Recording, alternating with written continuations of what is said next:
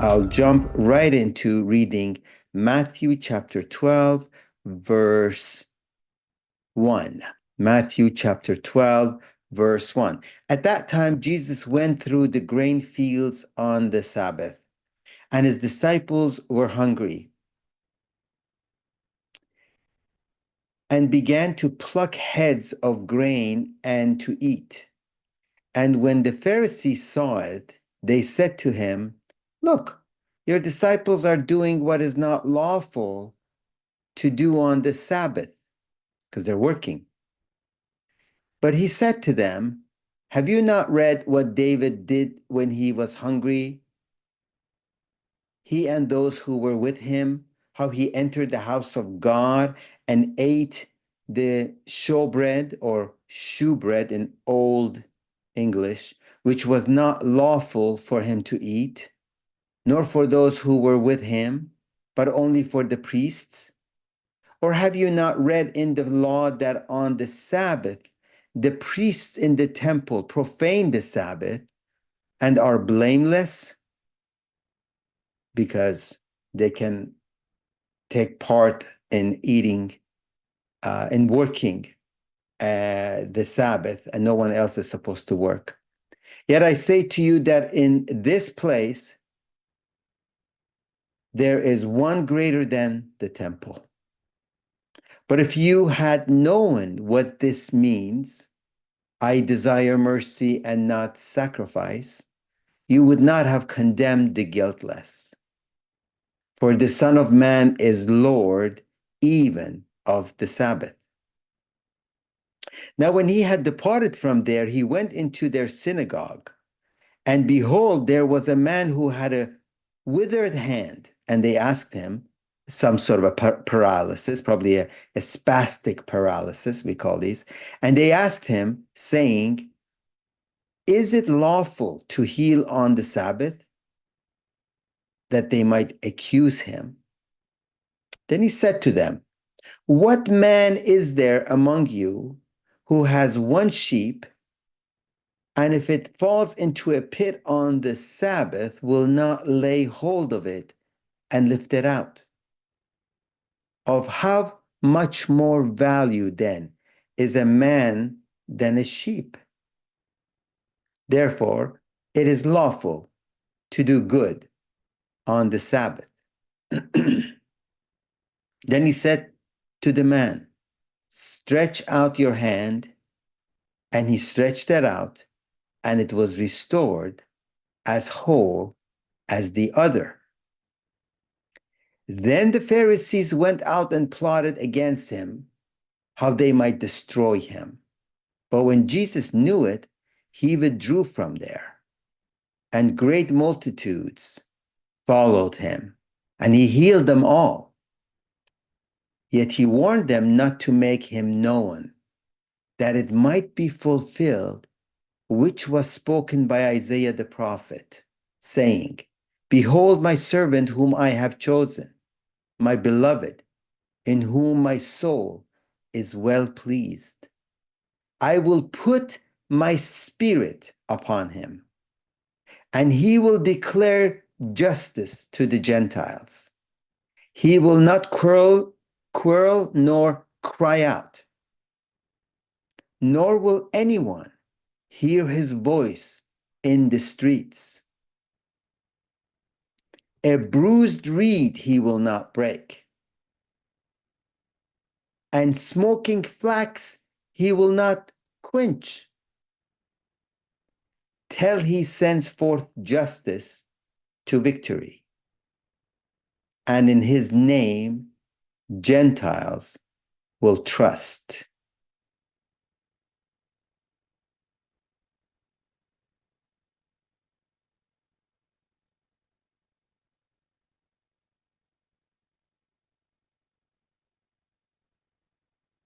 What did I just read? What was that all about? Right? It went everywhere. It's like today's politicians. Like they go, when they talk, you're like, huh? I didn't get my answer. You went everywhere and I didn't get my answer. Like, what did you just say?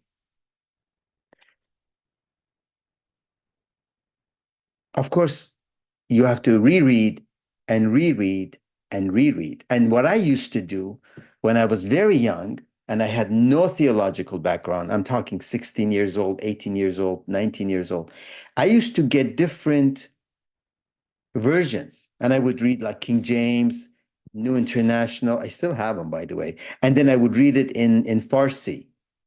I would read it in a different language in Farsi, and I couldn't at that time read in Assyrian. So I would read it in Farsi, and then I would just say, what is he saying? And I would try to find out and figure out what he's trying to say. Okay, let's go back. Let's go look at these verse by verse, and let's open them up and see the beauty in what he's trying to say. I mean, overall, what do we have? Over here, 12, 1 to 8, he breaks Sabbath. That's the issue. Then controversy on Sabbath increases here because of a paralytic. And then over here, a person with a withered hand, a paralyzed hand. And over here, they want to kill him. Okay. So Sabbath is the issue, right? Or what else could be the issue? Working in on Sabbath here, healing and Sabbath here. Yeah, Sabbath becomes the issue here. And over here, they want to kill him. Maybe Matthew is trying to tell us, maybe Matthew is trying to tell us how and why they wanted to kill him. How and why they wanted to kill him. If they wanted to kill him, I looked up to see the lights, by the way. I didn't see an angel or something. That's why I looked up. How and why they got uh, the charge so they could go and kill him. Right? Now's the time to slowly get Jesus to his death, right? Maybe that's the reason why we get these. Okay, let's go deeper into this and see if we can get the answer verse by verse. At that time, Jesus went through the grain fields on the Sabbath. Okay, so they're walking and they're like grain fields in Sabbath. And his disciples were hungry and began to pluck heads of grain and to eat them. So they pluck them and they like in villages, I've done stuff like this. We would like take the grains and we actually would cook them a little bit and then in fire, straight up on fire. Do you remember? Let me see if I want to see your faces and see if you guys remember we did this in Iran. Did your generation, did you guys would get the garbanzo beans, those big khartamane beans, and we put them in fire and then we would do this and our hand would be all black, and then we would eat the garbanzo beans. Remember, we used to do that in Iran. Like they're like only one. Nothing better than that. Nothing. What was that, Alan? Nothing better than that. Right, you remember, huh? Yeah, I did that a lot. Dude, that was delicious. Unbelievable. They were so delicious. They were delicious, man. We're not doing that, and we should do that. So so that's this whole walking around and eating from around the grain fields and all that. That's normal. Now, that's stealing. That's Jesus was stealing. He should have, you know, he should have told, you remember that too, Rona, huh? He should have told the owner. No, in Mosaic law, the outer skirts of your farm was for the poor people. So people like Jesus were very much okay to go and take from the outer fringes of the areas around the farms and eat fruit or grains from there. So that was perfectly okay for people to do, and it was allowed by the Mosaic law. It's not considered stealing. Let's move forward. Man, the garbanzo bean, the food threw me off. I haven't had dinner yet. That's why. If you were wondering why, and you thought I want to say this very, very deep spiritual theology. No, no, I'm just hungry. And when the Pharisees saw it, they said to him, "Look, your disciples are doing what is not lawful to do on the Sabbath," because they're working. Oh, no, that's not right. He could have done this because why? Jesus never breaks the Sabbath to your average Western Christian in US especially. So they will do their best, bend over backward to say Jesus didn't break the law because Jesus never breaks the law. Listen to me. Absolutely, he broke Sabbath. You are not allowed to do this on Sabbath. Absolutely, he broke Sabbath. He broke Sabbath to the core. It's wrong to say he didn't and act like Jesus never broke the law. He did break the law because the way we're studying it is the proper way of studying. And Jesus clearly in the beginning of the book stated that I'm going to break the law. I will abolish the law. What? No, he didn't. Jesus said, I have not come to abolish the law. I have come to fulfill the law. Yes, but in the old Aramaic, Assyrian, Syriac, um, uh, Hebrew language, this is an idiomatic talk that is lost in the Western cultures, especially the Latinized Bibles, like English, like Latin versions. They don't know what to do with this. I have not come to uh, abolish, but to complete. They don't know what to do with that, especially when they get into the book of Hebrews, chapter 8, when the so not Jesus, but the author of book of Hebrew, whoever he was, he clearly states it is abolished, it is rejected, no more law. And Paul, over and over, he says, no more law. The letter is gone. The letter is over. Now the law is the law of Jesus, the law of Christ, he called it now.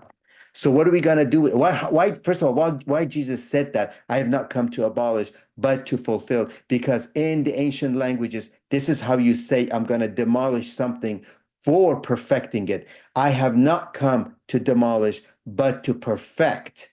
And by perfecting, it will be demolished. I have not come to demolish the law, but to perfect it, to complete it, meaning it's going to be demolished. I'm going to get rid of it because I will perfect it. And the perfection is to get rid of the old and bring the new. I have not come to create, to bring peace, but to bring the sword. What does that mean? By bringing the sword, my word, I will bring peace. Watch, I did not come to bring peace. Yes, you did.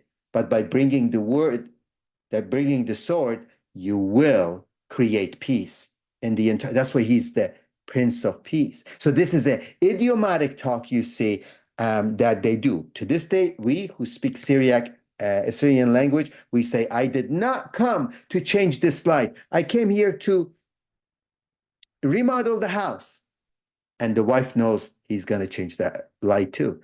Another way of saying it in English is, I did not come just to do this, but to do this grand thing, and that will be part of it too.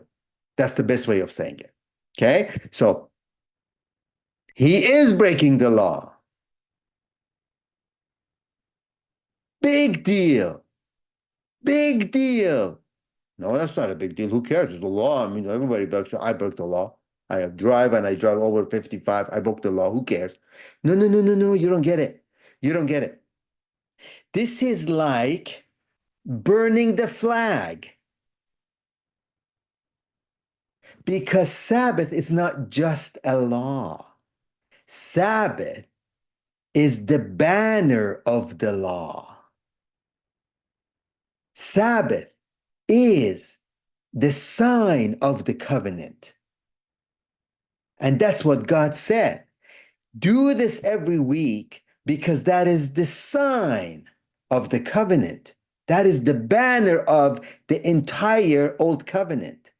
And Jesus is saying, nope, No more old covenant. I'm bringing a new covenant. That's why when people are learning this in seminaries and churches and they're saying Jesus never broke and he did that's okay, it was allowed, it was allowed. They're not getting the depth of what revolutionary thing Jesus has done. So he broke the law. And rightfully so, they want to kill him. Rightfully so. To a Jew, he deserves death.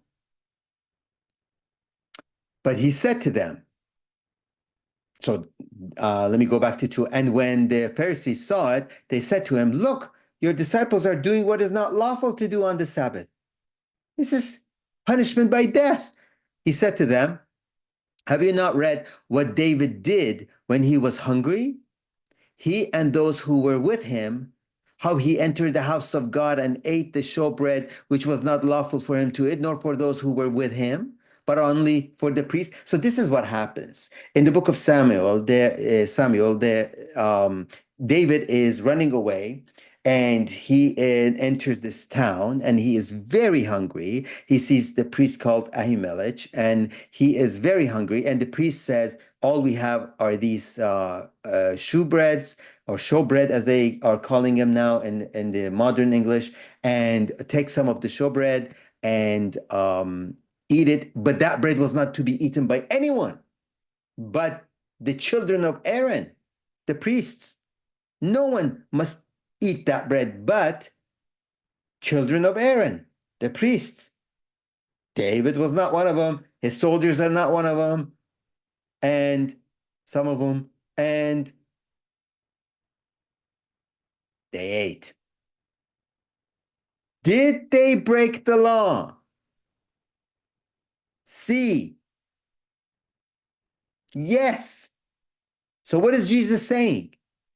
Why is it that he can break the law and someone greater is here, and you guys are saying all these things? So according to your own history and your own laws, I can eat this because someone greater is here.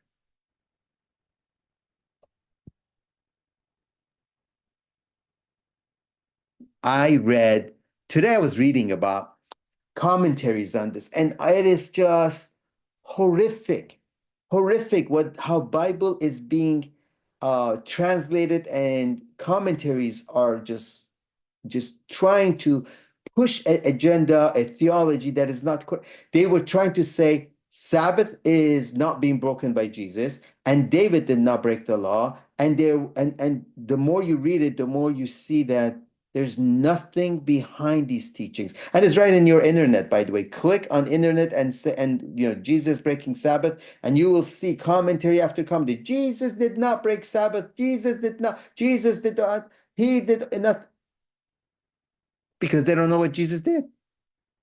Jesus broke Sabbath, and he said, no more law. No more.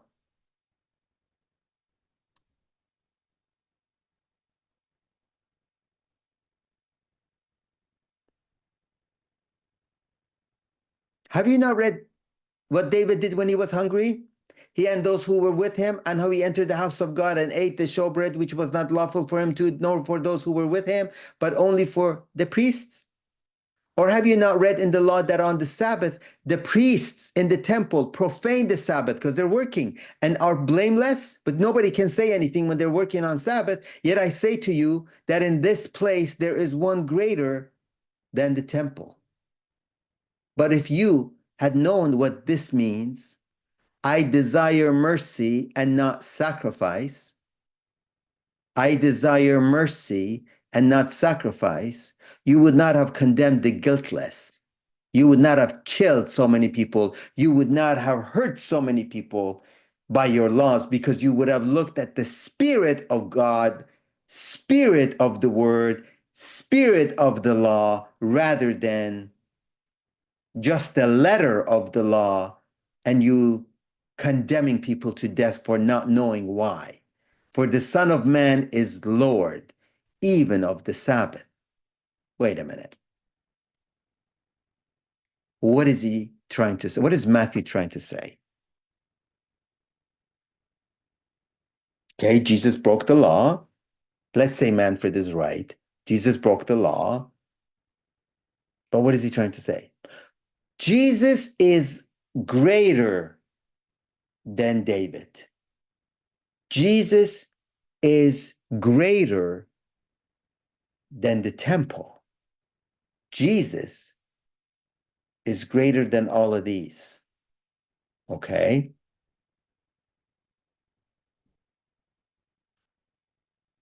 So who is Jesus? Question is, who was David? A king. King. So the point is, Jesus is the king. Jesus is the new king. And is bringing a new kingdom. Wait, because you have forgotten something. Do you remember book of Matthew, chapter 1, how it all started? What was the point of the book?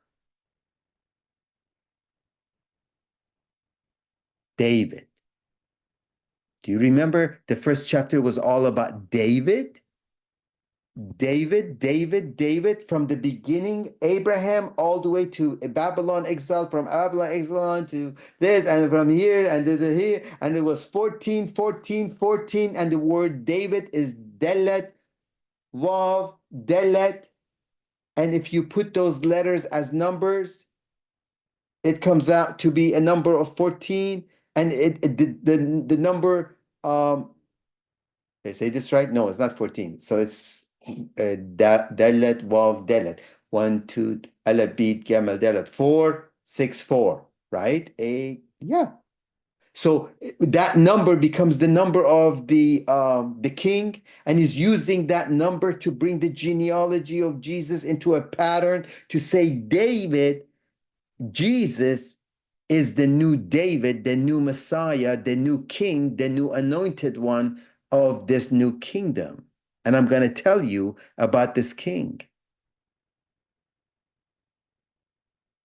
Okay, I get it, but what else? I'm not getting it yet. Is there something I'm missing? So Jesus is the new king. That's it? Yes. Follow me. Follow me. Okay? Sígueme, por favor. Follow me. Now, when he had departed from there, he went into their synagogue. And behold, there was a man who had withered hand. We got a paralyzed hand, we got a shriveled hand. And they asked him, saying, is it lawful to heal on Sabbath? That they might accuse him. Okay? They want to accuse him because if he does anything, any work, it is wrong. He should be killed. Jesus says, what man is there among you who has one sheep, and if it falls into a pit on Sabbath, will not lay hold of it and lift it out? Of how much more value then is a man than a sheep? Well, yeah, I would lift my sheep out. I have to. She's going to die. Therefore, it is lawful to do good on Sabbath. Well, you know what? He got us by his logic. He is right. We would have all done the same thing. Then he said to the man, stretch out your hand. And he stretched it out, and it was restored as whole as the other. So why is this written down? Out of all the miracles, everything that he's done, why is Matthew has strategically chosen these two miracles about these two events about Sabbath and placed them there? One, because Jesus is going to break Sabbath. Two, because Jesus is going to say, I'm going to break Sabbath because I see this reality trumping over the old covenant. I will break Sabbath. I will break the old covenant and bring this new way of relating to God, spirituality to Israel. Let me take you back. Stick with me. Yet I say to you, I'm reading 6, that in this place there is one greater than the temple. I'm greater than this temple. There is God in front of you. But if you had known what this means, I desire mercy and not sacrifice, you would not have condemned the guiltless like you are doing right now to me, for the Son of Man is Lord even of the Sabbath. What does this mean? I desire mercy and not sacrifice. I desire mercy and not sacrifice. I desire mercy, not sacrifice. Go for it. What does that mean? Can I try? Yes. So I think it means that back in Moses' time, or in general, like Moses' law, when you're under the law, every time you do a sin or you do something wrong, you go make a sacrifice, Yes. sins are forgiven. Whereas Jesus is saying, I'm not waiting for you to go make a sacrifice, yet I'm waiting for you to have mercy. Yes. Good start. Good. We took the first layer, and that was Jesus says exactly what we just read. I want mercy and I don't want sacrifice. That was 3 millimeters peeling on this 15-mile depth, glacier depth that we need to slowly drill in. Thank you. Can somebody else go a little bit deeper? Arthur just ran away. Did you notice that? He just completely he left the room. It's okay, Arthur, you can go. That's all right. Anyone else wants to go a little deeper? Or else I can really attack Paulette and really ask her a lot of questions and she's not gonna like me. If The you're going to Turners attack have her, I won't say anything. You could just go ahead the and. Turners have turned on the mic. Go for it. Oh, like if you're going to attack her, you go ahead. Yeah. I'll watch that. I have a feeling you will love that. Yes, you will. You're like, go attack. Give her some hard time. Go for it. So one thing that I was thinking about, like why Sabbath was given to them. It's a day that they have to go back and stop doing everything and really focus on God, like put their whole mindset on God. And that's exactly what Israel has left, and it has become but laws, who's doing what, who's not doing what. And I think like he's saying this, like your mindset has to be changed. Like he's taking them back to like what good and bad is not like what people have to do or not do. It's all about the mindset behind it. And that's why he's saying that you guys killed all these people because you didn't have the right mindset. If you have the right mindset, you'll know um, that God would not desire to kill someone just because someone eats a bread on a Saturday on a Sabbath. It's about what's in their heart, that they're one with God's mind.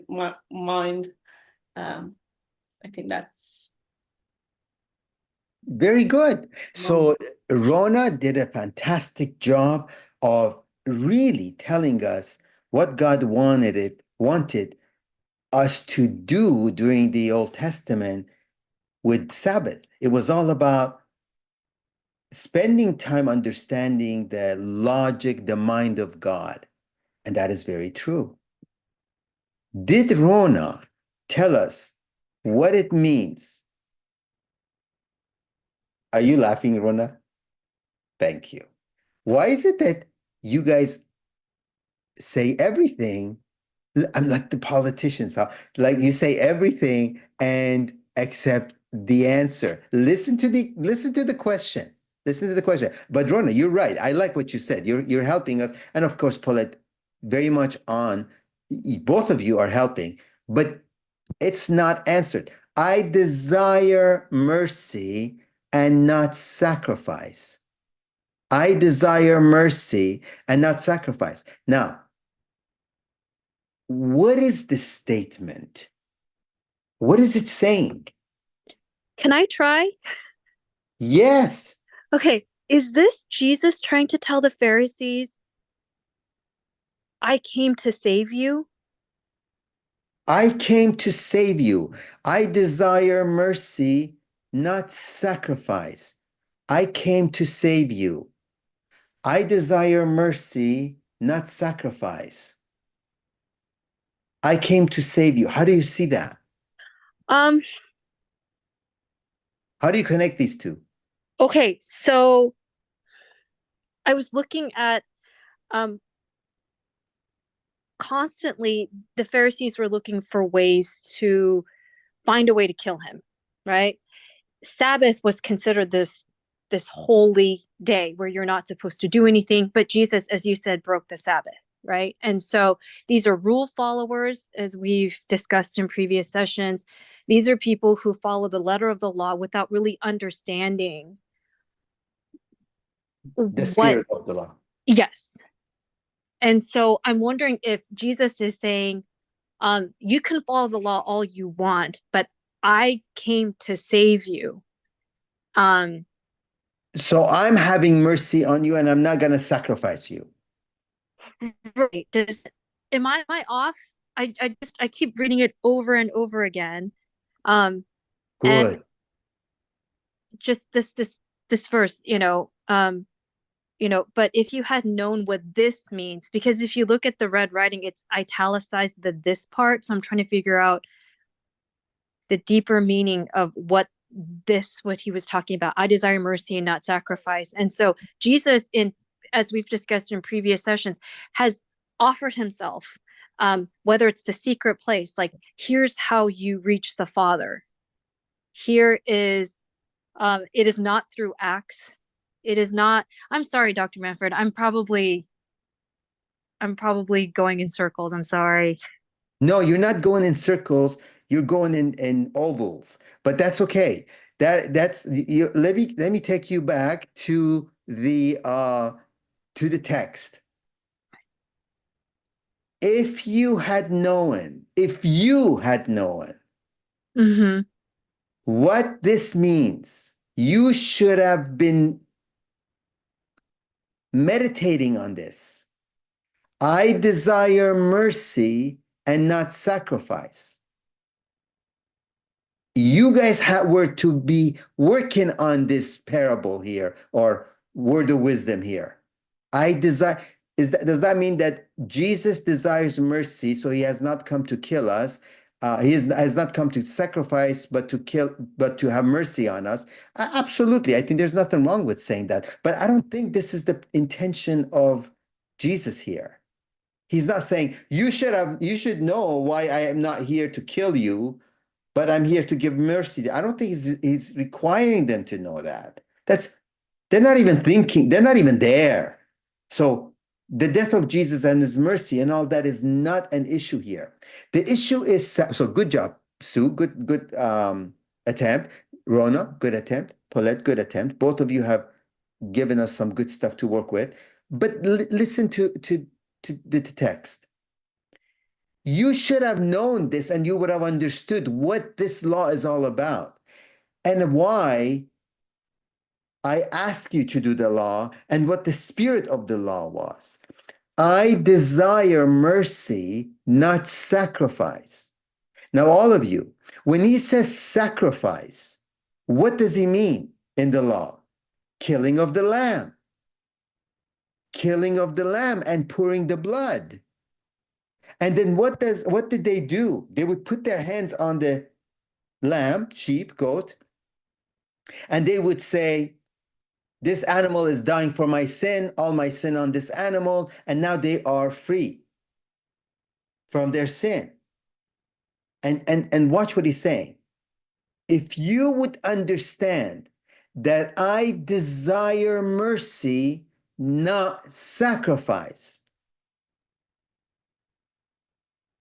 Did I like the fact that you placed your hands on that animal and you killed that animal, that poor animal? Did I like that? Did I desire that? And what is the answer? No. Then what were we to do? How did we get your desire? How did we appease you, God? Because the entire issue of sacrificing was to appease the anger of the God. Because of my sin. What did God desire?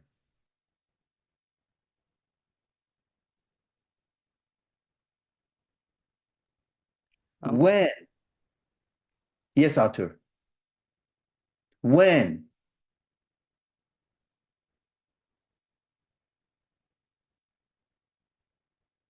It was lawful for you. When you had all the right to condemn, to kill, for you to have said, I forgive you. Go in peace. Then I would have forgiven all your sins. And that sacrifice of you sacrificing your ego, your own rights, your own self, was the right sacrifice that would have given you forgiveness. Not an animal, a poor animal.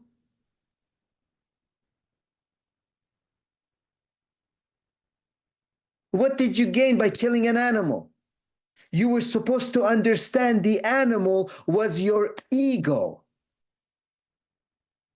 was the logos within you. You should have killed it. You should have sacrificed it. And you should have said, I will break all my desires, my rights, myself, all the justice and rightfulness within me, because I want you to be forgiven. It's okay. And I don't want God to judge you. By you sacrificing your inner ego, you were making the right sacrifice for your sin. And I would have forgiven that person that you forgive, and I would have forgiven all your sin yourself.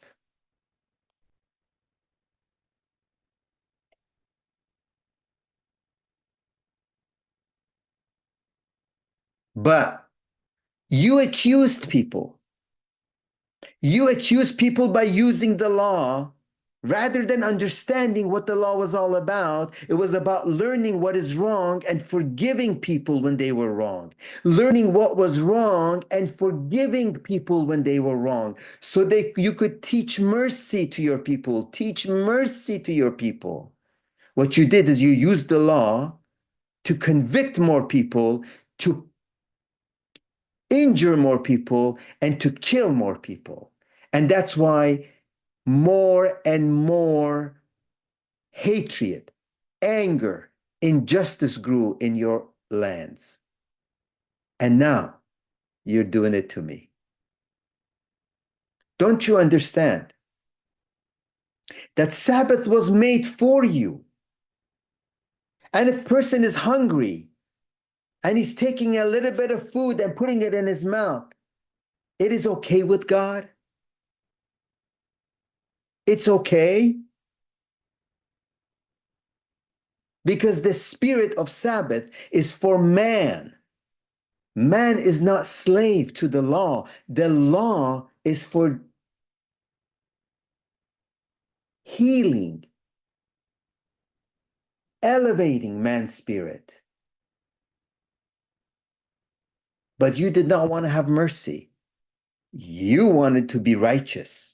You want it to be right. That's the right thing to do. That's the right thing to do. It's the right thing to do.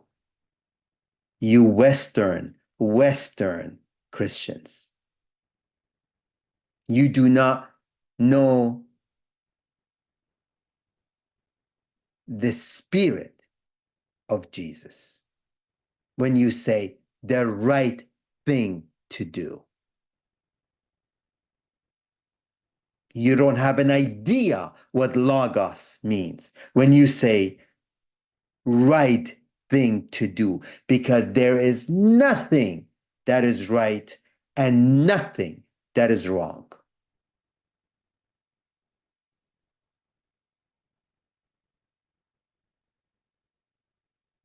Mercy, mercy, mercy. And sometimes you must kill for mercy.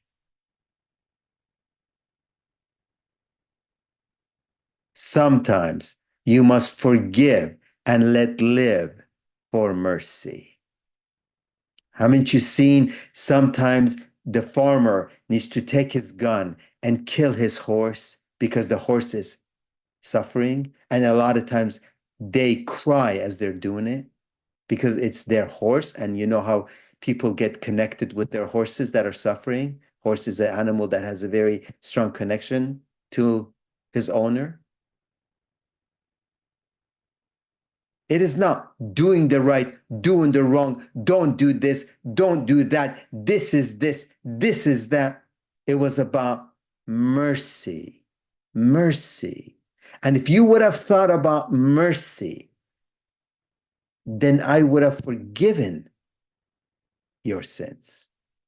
But to you, it was to do the right thing. Amen. Hallelujah. To do the right thing. And that has brought devastation to this land. So you want to condemn my disciples for eating grains? That's your mercy? That's your law? Did that help? Do you see why your answers were not right on? Do you agree with me, Rona, Paulette, Sue? Do you guys agree? When I ask you, yes, Paulette. Mine was dead on. Yours was dead on. When you always, as always, Paulette. When I ask you to tell me what this means, you have to really work hard to see and connect it with the context of what you're reading. Context of what you read. It's okay. We're learning. We're learning the context of what you're reading. Why did he say that at that time? Because he's being accused. He's being accused. By the way, all of you were right. It's just it didn't connect with this context.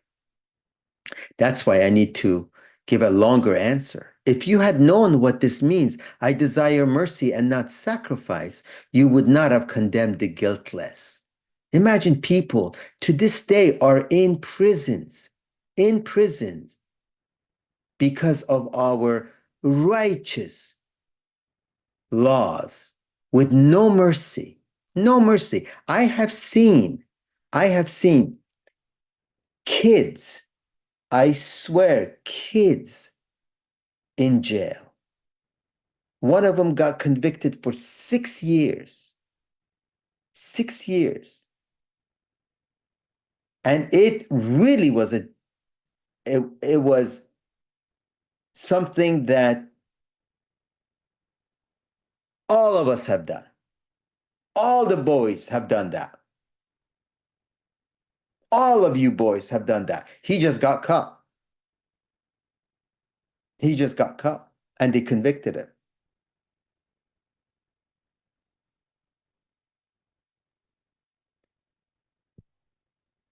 And that's the mercy we have. And our prisons are filled with this. They go in and they catch people for IRS issues, this issue, that issue. And the same people are lying in their papers. The same people are twisting their finances, but they're convicting other people. That's law for you. That's a law with no spirit of mercy in it.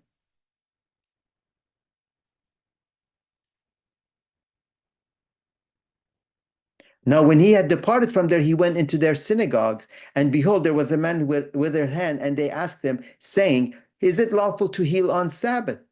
That they might accuse him. They're trying to accuse him. And he told them, what man is there among you who has one sheep, and if it falls into a pit, look, it's again the spirit of the law.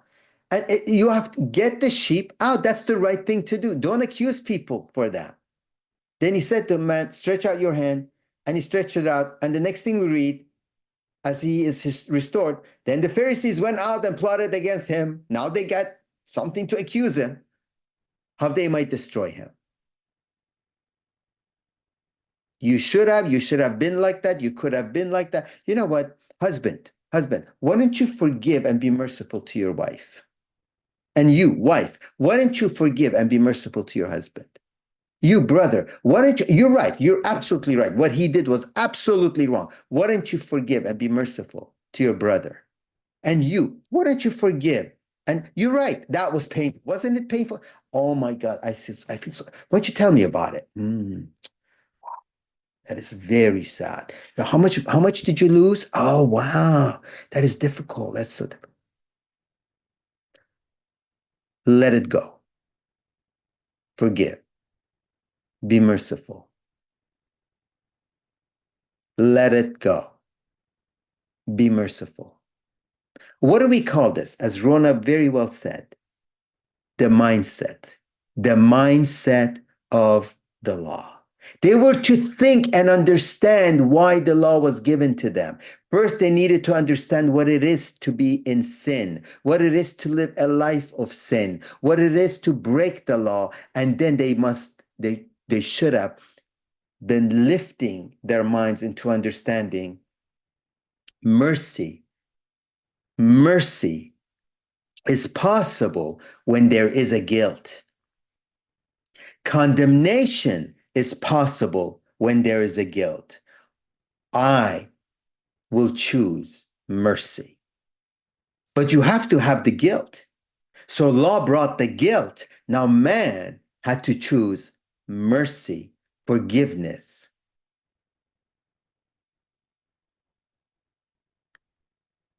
Regenerating, renewing the mind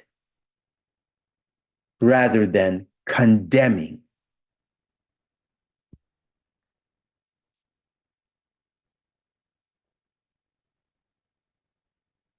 But when Jesus knew it, he withdrew from there.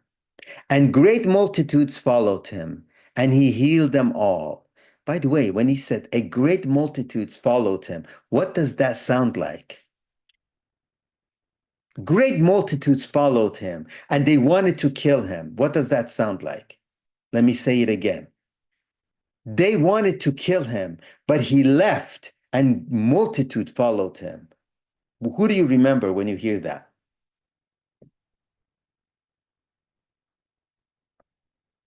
Who was in the Old Testament that they wanted to kill him, but multitude followed him?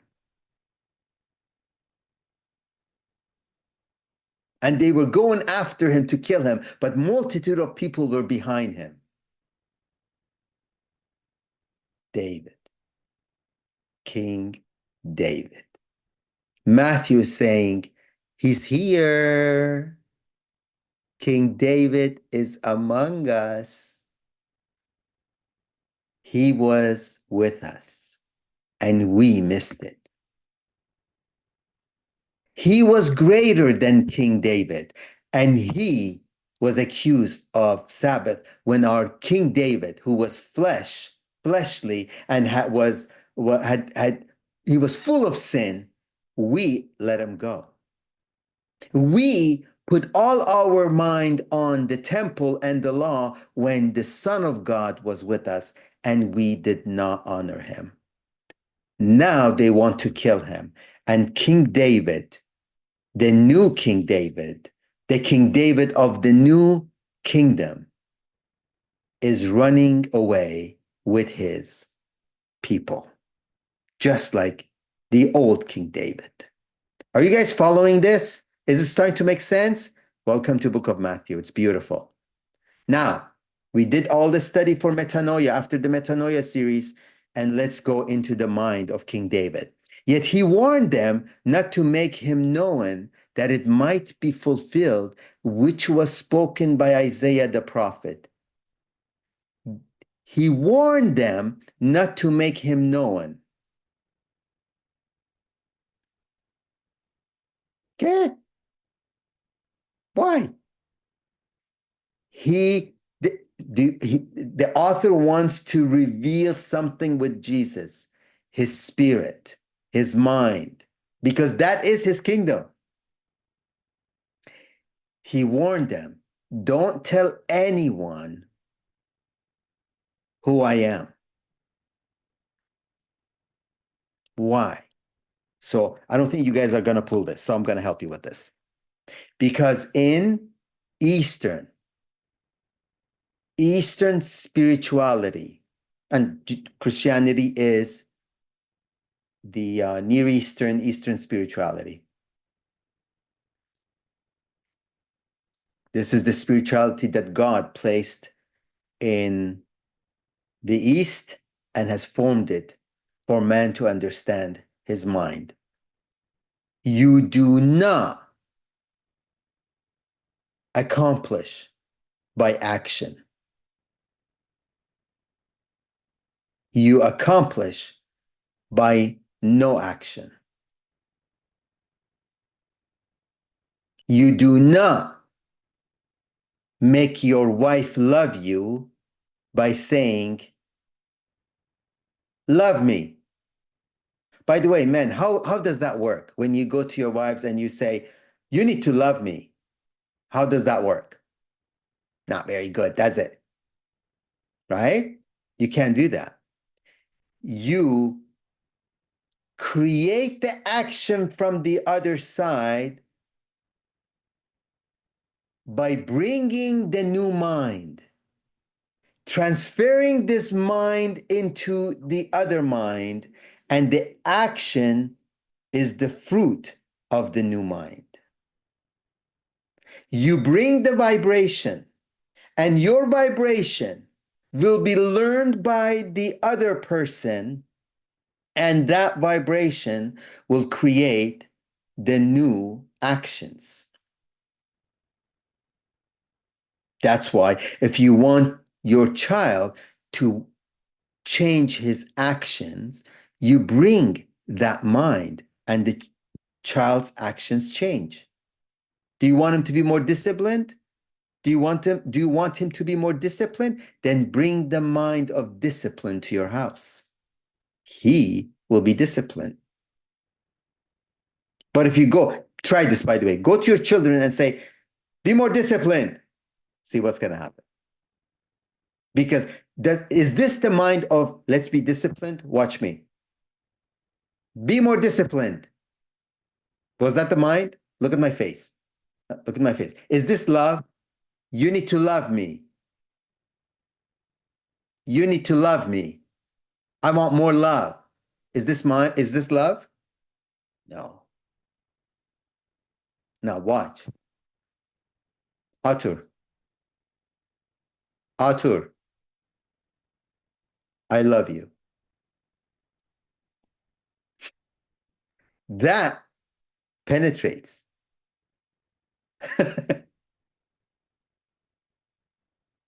That penetrates. Because he knows I love him. You bring the mind of love and he's going to love. So, Jesus is creating the new kingdom. And he says, I'm not going to just go say, follow me. I'm the king. They will know I am the king and they will follow me. I'm not just going to go out there and say, worship me. They will know I am God and they will worship me. So don't tell them. It will happen. So here is the beautiful statement indicating that in the prophets, that it might be fulfilled, which was spoken by Isaiah the prophet, saying, and this is how you bring the new mind.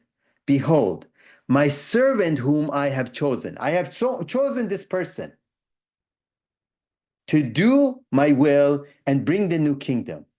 My beloved in whom my soul is well pleased.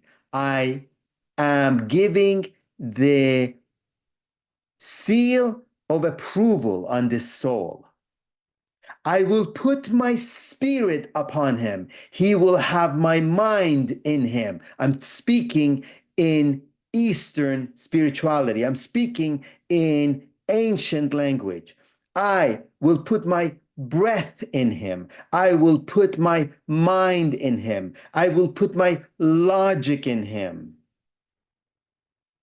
He will declare justice to the Gentiles. He will bring that new kingdom. He will bring that new law. He will bring the new covenant. He will bring the new agreement, justice to the entire world, not just Israel. He will not quarrel, nor cry out. He will not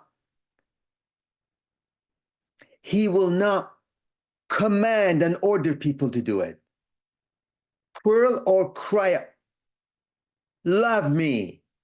Worship me. If you don't worship me, I'll kill you. All of you, I want you to write me a letter of love, email it to me. If you don't, you're out of this group.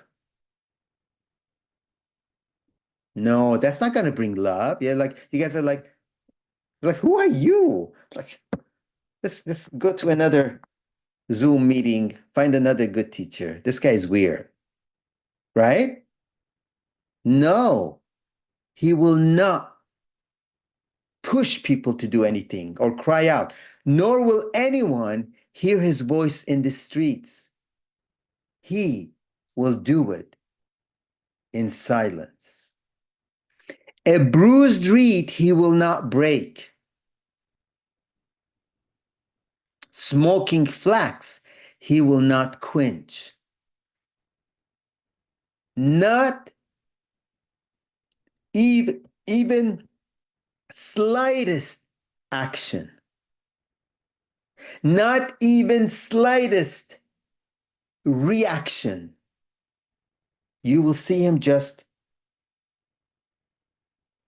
in the present tense, in now, merciful, loving, forgiving, lifting.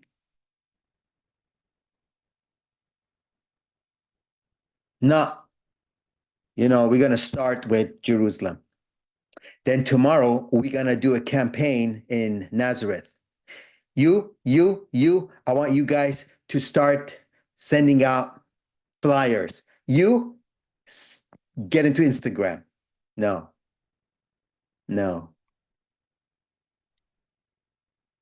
Action in no action.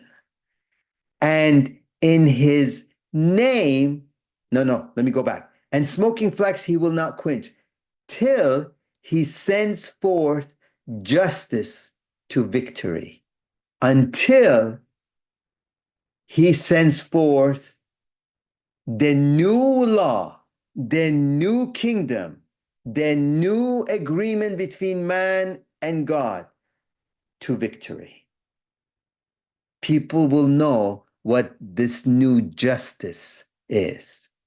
And in his name, in his mind, in his attributes, in his name, in his personality, in his character, in his name, his soul, his name, many will trust. I want that name on me. I want to enter that peace. I want to enter this character. I want to enter this mind, this state of mind. Which state of mind? It was not by doing the law. It was by learning what guilt is, what sin is, and then choosing to forgive, choosing to be merciful, choosing to love. Then the great sacrifice happens. Your ego is the one that loses. Your rights are lost. Your demands. And as you sacrifice from yourself and you put your soul on the cross, sacrifice from self, then you are forgiven. I wanted mercy, a merciful mind, a loving mind, a forgiving mind, a sacrificial self-renunciation, letting go, rather than I'm right, I'm right, I am right, I know I'm right. It's in the book of I'm right.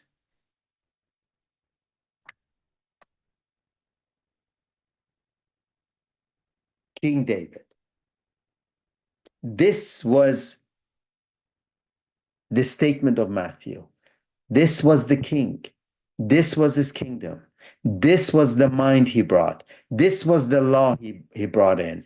This is the kingdom he championed, and we missed it.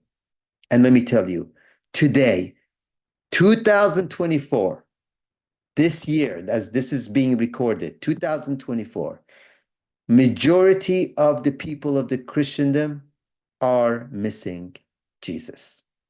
Still not seeing him.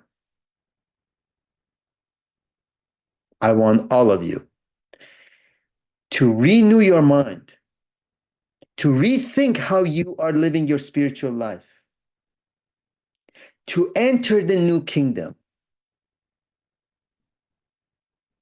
Forgive everyone. Let go of the past. Be merciful when you have the chance. If they want one, you give them two.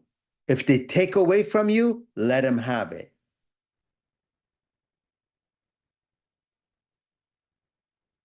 Change your mind.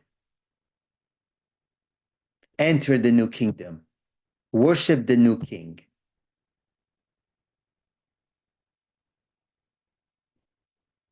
It starts from here. And you'll be lighter, happier, more blessed, more fruitful,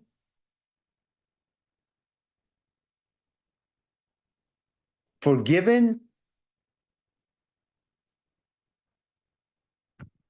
more loving,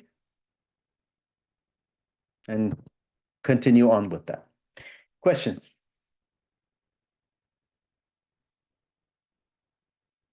Did this half a chapter make sense? Did you see what it's trying to say? And do you see the pivotal thing here is the Song of Isaiah? Remember, I used to say in Eastern scriptures, all of them, all the them, not just Christianity, Quran, all the way to Bhagavad Gita, all the way to Hindu stuff. I mean, all the scriptures in the when someone poetically says something, that's the mind. Don't just go, oh, I know Isaiah said, blah, blah, blah, blah, Isaiah said, okay, whatever. That was like many years ago. Yeah. And basically Matthew is saying, he said it and it happened. Wow, yippee-doo. No, that's not how you read it. You stop and you read it and you read it and you read it and you read it and you think about it and you read it and you think about it. It is the mind. There is the mind. What do you mean by mercy, not sacrifice? What do you mean by that? It's that coffee moment in the morning when you're sitting down and you're like, mercy, not sacrifice. Why? Why would he say that? I want mercy, not sacrifice. Mercy, not sacrifice.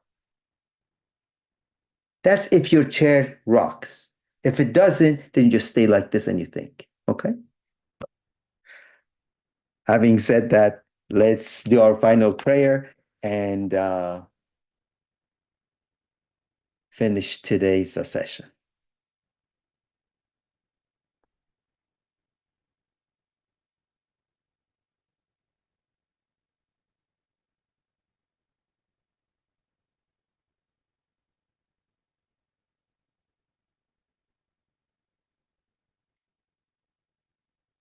Heavenly Father, who understood, who listened, who meditated on your words. We dig deep into mountains and we break rocks and dig miles to find precious stones. When we have these words of life right in our hands. And majority of the times we have no time to dig deep and find the beauty and the spirit of life in them. Forgive us for our misunderstandings, for our stiffness in following you. Forgive us in not dedicating our time and mind more often in contemplating, meditating on your spirit. We pray that you may bless us more when we do spend time thinking about your scriptures, to fill us with your strength, with your grace, with your spirit, so that we may understand the depth of your logos. Do not give us as we deserve. Be merciful to us and heal us, even though sometimes we do not understand the intensity of our diseases. Today we see in fog, we see unclear, but we know as we are being healed, as we are starting to think, to act, to talk more and more like you, we will understand more and we will become more like you.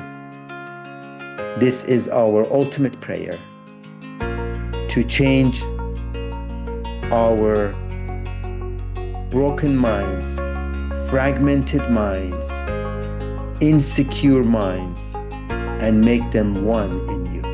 In your heavenly name we pray. Amen. God bless all of you. Have a fantastic evening, fantastic night. Until we see you guys